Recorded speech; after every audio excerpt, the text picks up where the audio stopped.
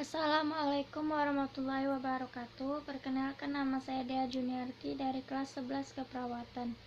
Saya di sini akan membacakan tentang sistem pemerintahan di Indonesia. Hakikat sistem pemerintahan. 1. Pengertian sistem pemerintahan. Sistem pemerintahan merupakan suatu sistem yang digunakan sebagai alat untuk mengatur jalannya pemerintahan sesuai pada kondisi negara dengan tujuan menjaga kestabilan negara. Berikut pengertian sistem pemerintahan menurut para ahli. Jimli As-Siddiqi. Sistem pemerintahan berkaitan dengan pengertian regering state, yaitu penyelenggaraan pemerintahan oleh eksekutif dalam hubungannya dengan fungsi legislatif. Sri Sumantri. Sistem pemerintahan adalah sistem hubungan antara organ eksekutif dan organ legislatif atau organ kekuasaan legislatif. Sistem pemerintahan adalah suatu sistem hubungan kekuasaan antar lembaga negara. Berdasarkan teori di atas dapat disimpulkan bahwa sistem pemerintahan adalah hubungan dan susunan antar lembaga negara yang paling terkait dan berkesinambungan dalam satu kesatuan dalam rangka penyelenggaraan negara. Adanya sistem pemerintahan sangat penting untuk setiap negara. Kenapa demikian? Karena apapun sistem yang dipakai untuk menjadi pedoman pemerintahan ketika mengatur semua yang bersangkutan dengan suatu negara serta berfungsi dengan baik pertahanan politik dan menjaga keseimbangan pemerintahan, ekonomi, dan berbagai macam bagian-bagian sistem pemerintahannya lainnya yang membangun suatu negara yang baik. 2. Bentuk sistem pemerintahan. Ada dua macam sistem pemerintahan yang paling banyak digunakan oleh negara-negara di dunia ini, seperti presidensial dan parlementer. Sistem pemerintahan presidensial. Sistem presidensial ialah sistem pemerintahan negara yang mana kedudukan eksekutif ditentukan melalui pemilu atau pemilihan umum, serta terpisah dari kedudukan legislatif. Adapun ciri-ciri sistem pemerintahan presidensial sebagai berikut. 1. Dikepalai oleh seorang presiden sebagai kepala pemerintahan sekaligus kepala negara. 2. Kekuasaan eksekutif presiden dianggap berdasarkan demokrasi rakyat dan dipilih langsung oleh mereka atau melalui Badan Perwakilan Rakyat.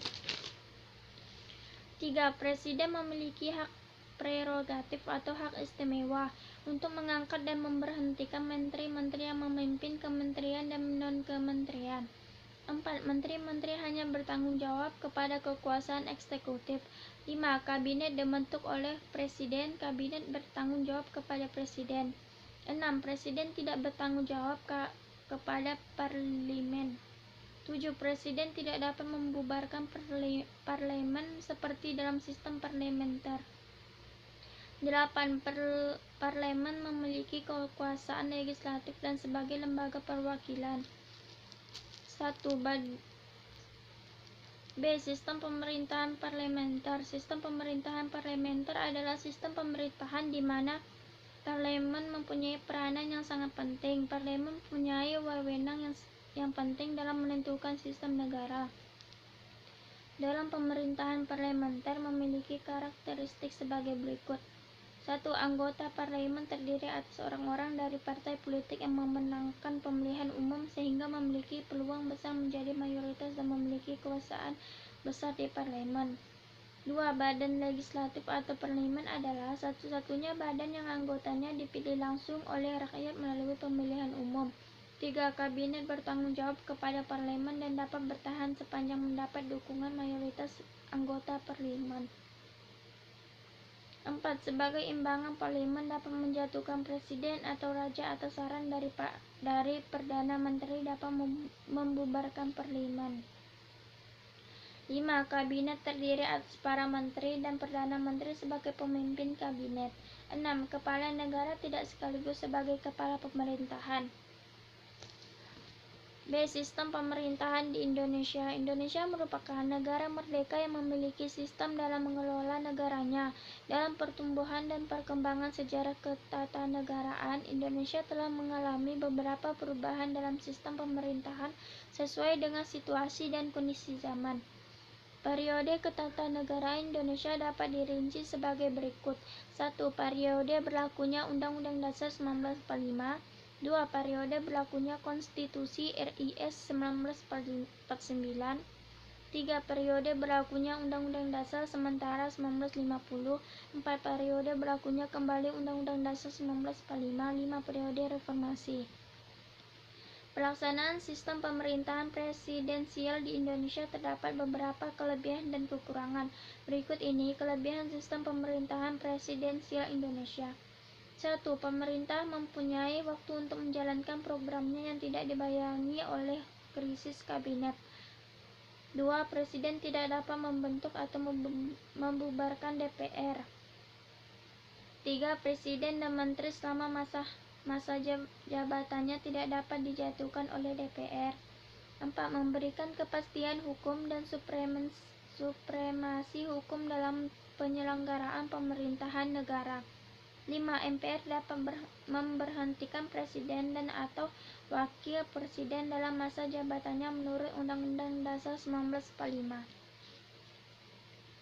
Kelemahan sistem pemerintah Indonesia sebagai berikut. 1. Ada kecenderungan otoritas yang terlalu kuat dan konsentrasi kekuasaan di tangan presiden. 2. Pengawasan rakyat terhadap pemerintah kurang berpengaruh. 3. Penjabat-penjabat negara yang diangkat cenderung mendukung kelangsungan kekuasaan presiden. 4. Pengawasan rakyat terhadap pemerintah lemah sehingga eksekutif lebih dominan daripada legislatif. 5. Jika para menteri tidak jujur, bersih, dan profesional, program pemerintah tidak berjalan efektif, tidak berpihak pada rakyat, atau populis, perilaku korupsi, kolusi, dan nepotisme merajalela. C. Sikap positif terhadap sistem pemerintahan Indonesia. Bersikap positif terhadap sistem pemerintahan Indonesia harus dilakukan oleh masyarakat maupun pemerintah. Hal tersebut dilakukan untuk mewujudkan tujuan dan cita-cita nasional bangsa Indonesia. Tujuan dan cita-cita nasional dapat tercapai apabila seluruh lapisan masyarakat bekerja sama dan berpartisipasi dalam pembangunan di segala bidang kehidupan. Sikap positif terhadap sistem pemerintahan Indonesia sebagai berikut. 1. Mematuhi ketentuan sistem pemerintahan Indonesia yang terdapat di dalam Undang-Undang Dasar tahun 1945. 2. Mematuhi segala bentuk peraturan perundang-undangan yang berlaku. 3. Mendukung atau menyukseskan program pemerintah yang sesuai dengan ketentuan Undang-Undang Dasar tahun 1945. 4. Mengutamakan musyawarah dalam mengambil keputusan untuk kepentingan bersama. 5. Mengutamakan kepentingan masyarakat, bangsa, dan negara di atas kepentingan pribadi atau golongan. 6. Membiasakan diri dalam pembentukan pemimpin melalui pemilihan atau sesuai aspirasi masyarakat atau yang dipimpin. 7. Menghormati penjabat yang diberi kekuasaan atau wewenang oleh negara atau pemerintah. Sekian dari saya, terima kasih. Wassalamualaikum warahmatullahi wabarakatuh.